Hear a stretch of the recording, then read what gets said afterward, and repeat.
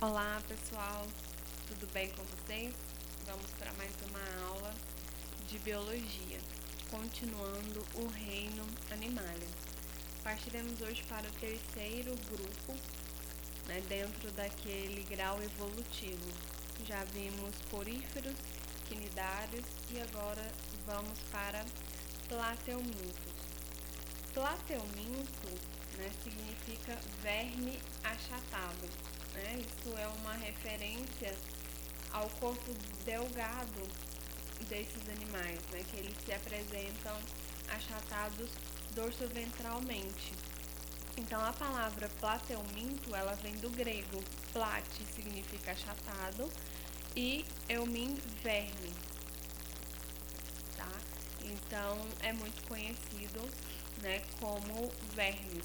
E alguns deles, desses vermes, eles são parasitas causadores de doenças, principalmente em nós humanos. Então, os plateumintos, eles surgiram na Terra há provavelmente cerca de 600 milhões de anos e compreendem em torno de 15 mil espécies. E essas espécies a gente pode encontrar em ambientes aquáticos, como oceanos, rios, lagos e até mesmo em ambientes terrestres mais úmidos, tá? Então a gente vai ver todas essas espécies, tá?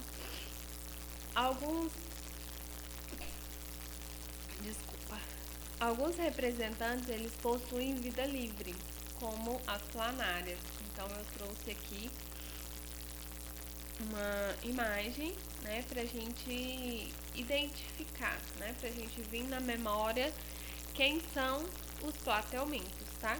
Então aqui, plateumintos de vida livre, eu tenho a planária, que é esse bichinho todo bonitinho aqui. Então, como a gente pode ver, eles são vermes achatados, dorsoventralmente. Então, aqui, ó, ao longo do corpo, eles são achatados, tá? Então, é uma característica, desse grupo. Então, esse corpo achatado, tá? Outras espécies que a gente tem, como eu falei pra vocês, são as formas parasitas, que são causadoras de doenças, como o Schistosoma mansoni, que é responsável pela esquistossomose, e a tênia, aqui está escrito taenia, mas a gente conhece como tênia, que é a famosa solitária, Então, só pra gente familiarizar quem são os integrantes desse grupo. Então, aqui eu não trouxe a imagem do xistossoma, Então, só pra gente, mais na frente a gente vai ver. Então, aqui é uma tênia, que tem o corpo segmentado, tá?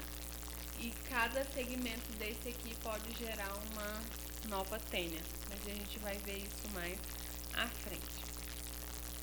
Então, características básicas que a gente precisa saber desse grupo. Foram o primeiro grupo a apresentar simetria bilateral, onde o corpo é dividido em duas partes iguais. O corpo, ele é formado por 3 folhetos embrionários, então eles são triblásticos. Eles têm, então, ectoderme, mesoderme e endoderme, tá? Então, o que é esses folhetos embrionários? São as camadas de células, desenvolvidas na fase embrionária. Então, aqui quando está formando o embrião, essas células, elas são responsáveis por formar, essas camadas de células, elas são responsáveis por formar os demais órgãos e os tecidos do organismo, tá? Porém, eles são acelomados, então eles não possuem celoma, que é aquela cavidade aqui onde vai se originar aí um órgão, tá? E o corpo é dividido em segmentos, que dá o nome então de ametamélicos, por ter esse corpo segmentado. Uma característica muito importante desse grupo, eles não possuem sistema circulatório nem respiratório. Então, a distribuição é feita por célula a célula, né? As trocas gasosas acontecem pela superfície do corpo, né? Em toda a extensão da superfície do corpo, através da epiderme, tá? Então, eles respiram dessa maneira. Como que eles se alimentam? As células são, o alimento ele é digerido célula por célula, né? Assim como, né, a respiração que é realizada por trocas gasosas, tá? Eu até coloquei aqui, ó, a distribuição dos alimentos digeridos é feita célula a célula, assim como as trocas gasosas, que acontecem por toda a superfície do corpo através da epiderme. Então, eles possuem um sistema digestório incompleto, tá? Então, ó, incompleto. Lembrando, né, que a cavidade gastrointestinal, gastrovascular, né, a gente viu lá no grupo passado, né, com os quinidários. Então, a partir de agora, isso só vai melhorando. Então, aqui a gente tem um sistema digestório, porém, ele é incompleto, né, com apenas uma abertura, tá? Que se comunica com o exterior, que é a boca. E ela está localizada na região ventral, por onde entram os alimentos e também por onde são eliminados os restos que não foram digeridos. Então, eles também, assim como os quinidários, eles não possuem ânus, eles só têm uma abertura, que é a boca, tá? Mas eles possuem um sistema excretor simples, constituído por protonefrídeos, que são uma rede de túbulos com estruturas ciliadas, que são chamadas de células flama. Essas células flama, elas batem constantemente, produzindo uma corrente de água que conduz os resíduos para fora do corpo do animal. Então, como eles não possuem, né, um sistema digestório completo e também um sistema excretor completo, então esses túbulos, né, que tem essas células flamas que vão fazer então, né, com que os resíduos saiam do corpo, tá? Então a água entra, né, e através dessas células flamas que são ciliadas, elas vão batendo junto com a água até que todos os resíduos sejam eliminados, ok? Então aqui a gente tem a estrutura corporal de uma planária, tá? Que é um dos grupos, né? Que é um dos indivíduos. Esse daqui, então, a planária, ela é de vida livre. Então, a gente vê mais, né, sobre ela, porque a gente pode encontrar ela no ambiente aquático e até mesmo no ambiente terrestre mais úmido, tá? Então, só para a gente entender. Então, aqui, a gente vai ter o sistema digestório, né? A boca, como eu falei pra vocês, é na cavidade ventral, então é bem por baixo, né?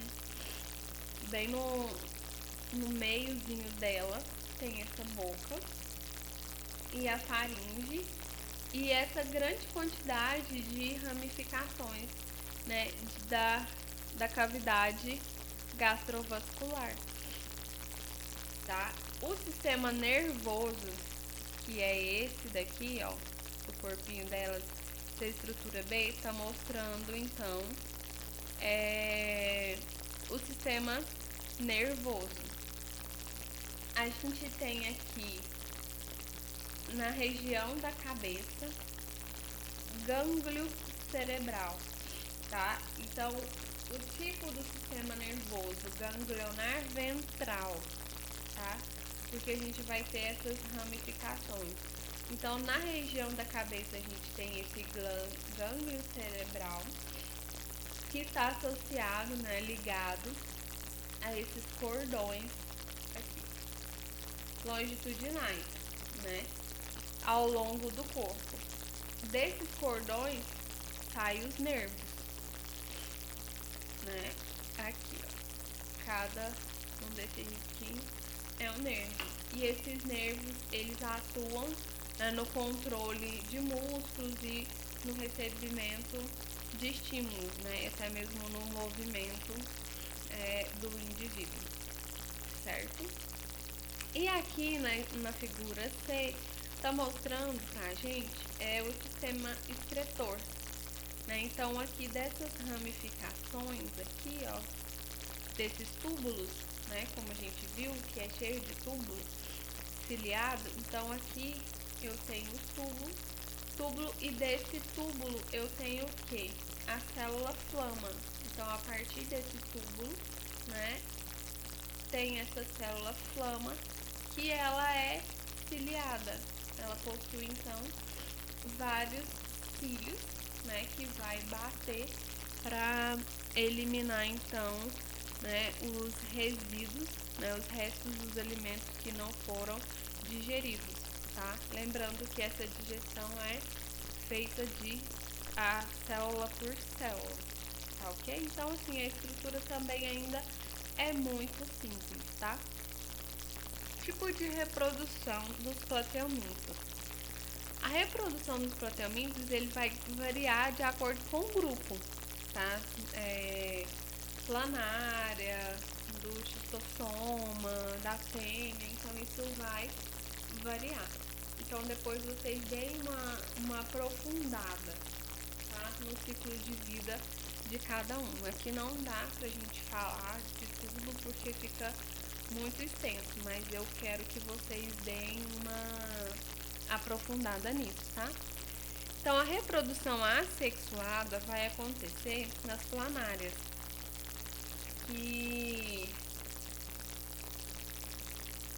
que acontece por meio da fissão, né? Então, a planária, ela tem uma grande capacidade de regeneração, tá? Então, por exemplo, ela foi cortada o seu corpo no meio, separando a cabeça da cauda, né? Então, a partir dessa separação, se dá novos indivíduos. Ela consegue se regenerar, tanto pela parte da cabeça, tanto pela parte do rabo, da cauda, tá? Então ela partiu ao meio, dessa cabeça vai surgir uma nova planária e da cauda vai também surgir uma nova planária. Então ela tem uma grande capacidade de regeneração, tá? Então se cortar, vai rapidamente ter novas planárias, tá? A sexuada também é observada nas planárias, tá? Então aqui nós temos o sistema reprodutor de uma planária de água doce, tá? Então aqui a gente consegue observar que a gente tem o quê? 2 aparelhos reprodutores, porque normalmente esses animais são hermafroditas, tá?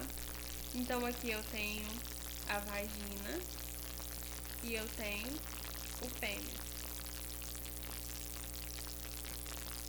Além disso, né, a gente tem a presença de ovários.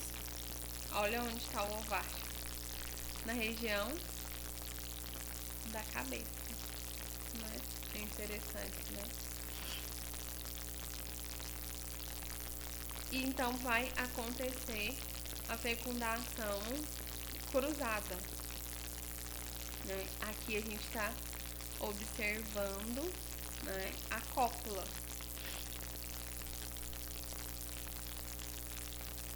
eles se unem então pela face ventral, né, como a gente está vendo na imagem. E após esse acasalamento, os ovos são colocados em casulos. Aqui, ó. Tá vendo? Olha o tanto de casulo. E as planárias se desenvolvem sem estágio larval e vai nascendo várias planárias jovens que vão crescer, né? Então aqui as planárias jovens que vão crescer e se tornarem planárias adultas, né? Então o ciclo reprodutivo também é bastante simples nesse grupo, tá? Lembrando que não tem fase larval, tá? Que a gente pensa em verme e automaticamente a gente pensa em larva. Então aqui não tem. Os plateumintos, eles possuem 3 classes diferentes, tá? Que vai englobar então aqueles indivíduos que a gente falou lá na frente, ou lá na frente. A planária, o xistossoma e até mesmo a fêmea. Então a tuberlária, ela engloba os organismos de hábito aquático e de ambientes terrestres úmidos, né? Ou seja, apenas seres de vida livre, que é a planária.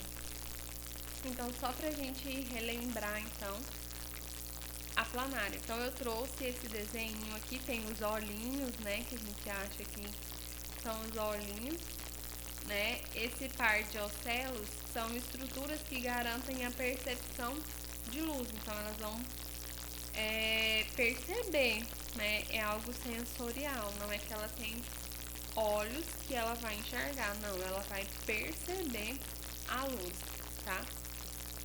Nas abas laterais, né, a gente vê a detectação de substâncias presentes na água, tá? Então aqui, ó, esses gânglios, tá? Eles são responsáveis, então, por disseminar, né, o cordão, esses cordões nervosos ventrais que percorrem então todo o comprimento do organismo, tá vendo? Cordões nervosos ventrais, então eles partem desses gânglios que estão na cabeça, né, na região da cabeça, e se desloca aí por todo o corpo. O sistema digestório, como a gente já falou, ele apresenta só boca, né? Eles não têm ânus. É um sistema incompleto, né? A boca, ela está aqui, associada com a faringe, né? Que é muscular, que ela pode se contrair e mover para frente, né? A partir da boca, durante a alimentação. Então, durante a alimentação, né, sucos digestórios são lançados, né, na presa quando ela vai se alimentar, ela vai procurar o seu alimento, né, ela libera então sucos digestórios na presa e depois a faringe suga, né, esse alimento para o interior da cavidade gastrovascular. E aí a digestão é continuada, né? Que vai passando então de célula a célula. Então primeiro ela é extracelular, essa digestão, né? Porque ela joga esse suco e esse suco atinge então a presa e depois a faringe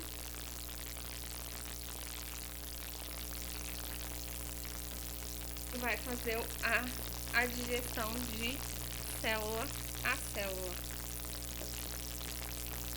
certo?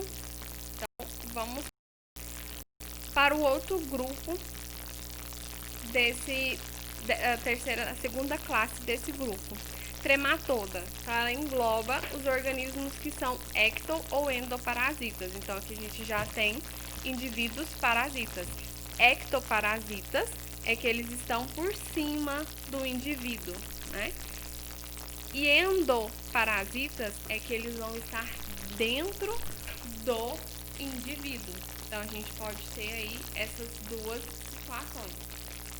Que a gente tem então o Schistosoma mansoni, que é o causador da esquistossomose, né? O esquistossomo, que é o Schistosoma mansoni, ele é responsável pela esquistossomose, que é aquela doença conhecida como barriga d'água, né? Que a barriga fica bem grande, né? Ou também a doença dos caramujos, tá? Então depois vocês deem uma aprofundada, né, nessas doenças, porque como eu já falei para vocês o ano todo, Enem adora doenças. Então vocês precisam focar nas doenças. Então as doenças, né, as verminoses também é muito cobrada em prova. Então aqui a gente não vai conseguir focar muito nessas doenças. Então vocês aprofundem, tá? Pesquisem sobre a esquistossomose, né? Justamente por ter esses termos de doença do caramujo, barriga d'água, tá? Resumindo, a esquistossomose. O ciclo de vida desse parasito do esquistossomo, ele envolve um hospedeiro intermediário e um hospedeiro definitivo. Então, o Enem adora esses termos, tá? Hospedeiro intermediário, hospedeiro definitivo. Enem adora nas provas colocar essas coisas. Então, o hospedeiro definitivo é o homem, tá?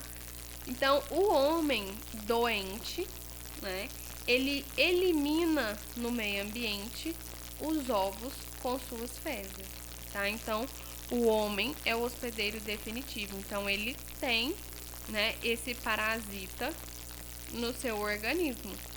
Então, ele, nas suas fezes, né, como ele é o hospedeiro definitivo, o ciclo de vida desse parasita se completa no intestino do homem, tá? Então, por isso que ele elimina os ovos nas suas fezes. Se essas fezes do homem, ele cair aí no ambiente aquático, né? Com certeza cai, porque, né, vai pelo esgoto, ou até mesmo direto na água, né? Porque normalmente onde tem essas doenças não tem saneamento básico, né? Então, cai no ambiente aquático. Os ovos se desenvolvem em larvas ciliadas. Então, aqui nesse grupo a gente já tem larva, né? Que na planária a gente não tinha. Então, aqui na trematoda a gente já tem a larva, né? Essa larva ciliada, chamada de miracídio, penetra no interior de um molusco hospedeiro, tá? De um caramujo. Por isso que fala, né, doença do caramujo. Esse miracídio, que é as larvas ciliadas, elas sofrem algumas modificações. E após alguns dias, o molusco inicia a liberação de uma nova larva, chamada de cercária. E é essa cercária que contamina o homem, caso, né, o homem entre em um ambiente contaminado. Então, após penetrar a pele do homem, a cercária transforma-se em esquistossomos e, posteriormente, num verme adulto. E os vermes adultos vivem nas vênulas do intestino, onde eles vão colocar os seus ovos, tá? Então, esse é mais ou menos o ciclo da esquistossomose, mas como eu falei para vocês, pesquisem. A esquistossomose, ela pode provocar fraqueza, falta de apetite, tosse, diarreia e o aumento do abdômen, né? Por isso, barriga d'água, tá? Então, é basicamente só pra gente relembrar, tá? Mas eu deixo a dica para vocês pesquisarem melhor, Até porque os exercícios que eu passei para vocês vai englobar essas doenças, tá? Então é mais um estímulo para vocês pesquisarem e correrem atrás para entender melhor essa doença. E a última classe é a cestoda, onde todos os representantes eles são endoparasitas sem sistema digestório. Lembrando disso, tá? Que as tênias não têm sistema digestório. Então são todos endoparasitas. Então eles vivem no interior do hospedeiro, tá?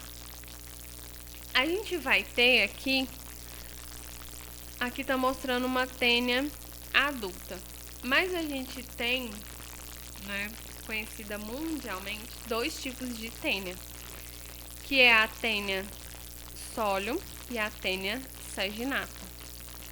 A tênia saginata, só a título de curiosidade, ela pode atingir 9 metros de comprimento, mas ela é mais popular nos países africanos, tá? Já a tênia saginata, que é a que a gente tem aqui, né, no nosso país, porque ela é mais comum nas Américas, então aqui no Brasil a gente tem, ela chega em média de 5 metros de comprimento. Agora vocês pensam só, um verme desse de 5 metros no nosso organismo. Que estrago que isso não faz na gente, né? Então, uma forma da gente diferenciar as duas tênias é através do Scolex, tá? Que é esse aqui, ó. Aqui eu tenho, né, os olhinhos. Aqui é o Scolex, tá? Na saginata, que é a nossa, a gente vê as ventosas, né? Que é isso daqui, ó. Aqui é cheio de ventosas para fixação.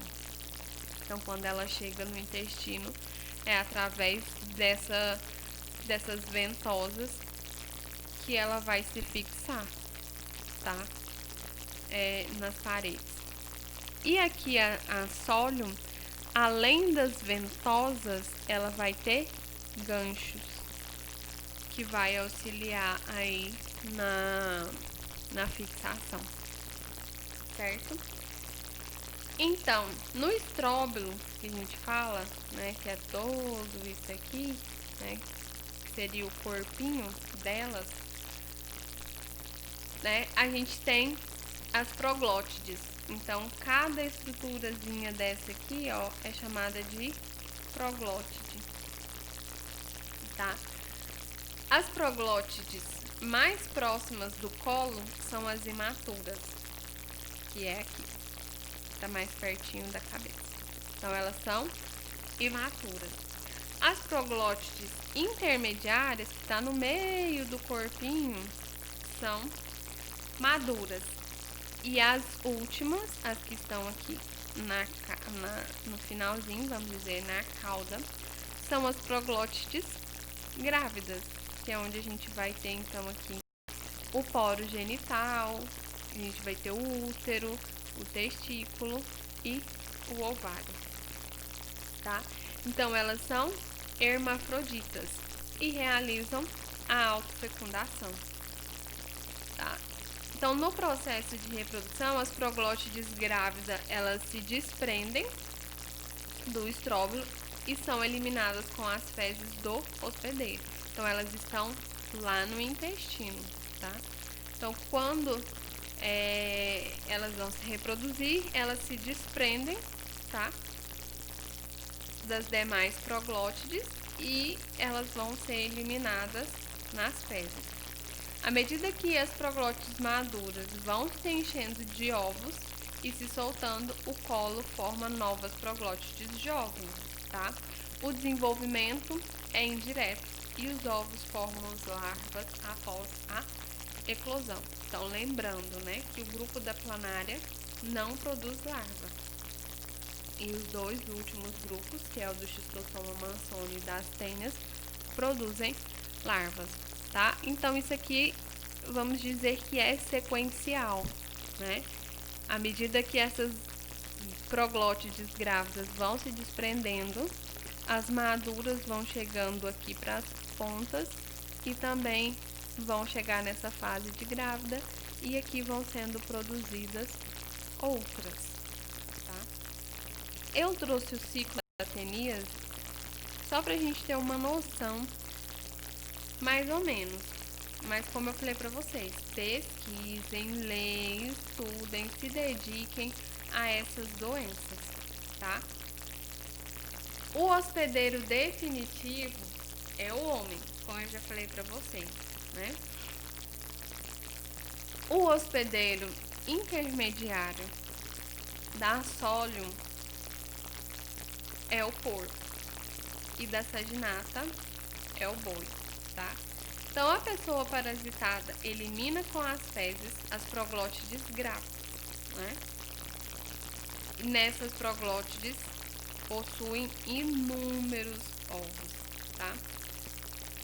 Já no ambiente, essas proglótides se rompem e elas vão liberar os ovos, cerca aí de 50 mil a 100 mil por proglótide, tá?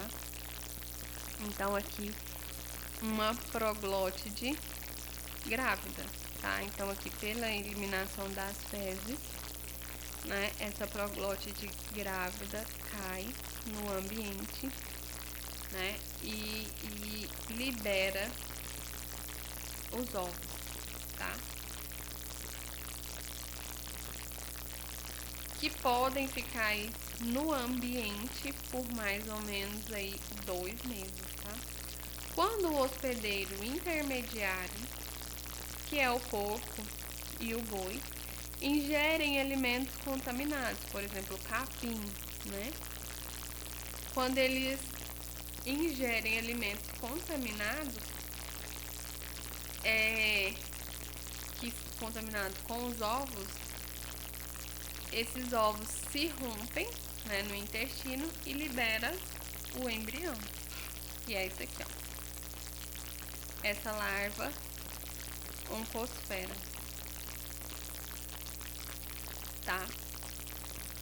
Que penetra então pela mucosa intestinal e ela vai alcançar então a corrente sanguínea e se instala em tecidos moles, como os músculos e até mesmo o sistema nervoso. Ele fica alojado nesses tecidos, o embrião se desenvolve e origina a larva cisticerco, por isso que a gente vê aí cisticercose, tá? Então a oncosfera se desenvolve em cisticerco na musculatura e a ingestão de carne de boi ou de porco contaminada com a larva de cisticerco cai no intestino, né? Vem para a pessoa e aí a pessoa se desenvolve então, né? Isso. Então, quando ela ingere a carne mal passada, né, que vai estar no músculo do boi, por exemplo, né? Então, come a carne mal passada. Este cisticerco está na musculatura, né? Quando ele chega no sistema digestório, ele se abre, né, pela ação das nossas enzimas digestivas. Aquela cabeça, né, que tem um escólex, ele é liberado e se fixa na mucosa intestinal e cresce, formando um novo indivíduo. Aí, em poucos meses, as proglótides grávidas já serão eliminadas pelas fezes desse novo hospedeiro, tá?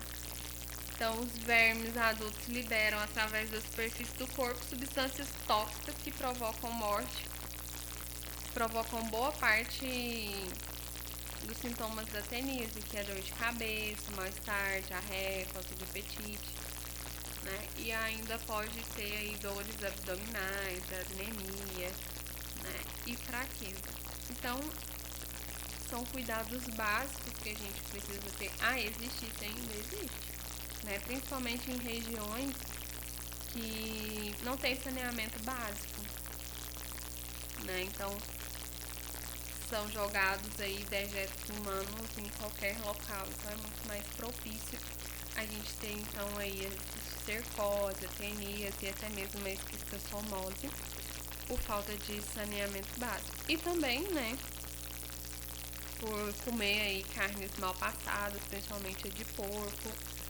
né? Então a gente tem que ter muito cuidado. Então quem gosta aí de uma carninha mal passada, né, tomem bastante cuidado, né? E aumentar a vigilância aí em matadouros, em açougues, né, para vistoriar melhor aí essas carnes. Certo? Então, pesquisem sobre, tá? Como eu falei pra vocês, eu estou deixando alguns exercícios que vai englobar, então, um conhecimento mais a fundo dessas doenças, tá? Só para despertar, então, a curiosidade de vocês para aprofundar o conhecimento. Porque cobra muito doenças em provas, não só essas verminosas, mas todas as outras que a gente viu, né? Por vírus, por bactéria, por protozoários, tá? Então, vamos relembrar essas doenças aí atrás e englobar essas verminoses também, tá? Nos nossos estudos. Então, por hoje é só. Muito obrigada pela atenção, bons estudos e qualquer dúvida, estou à disposição.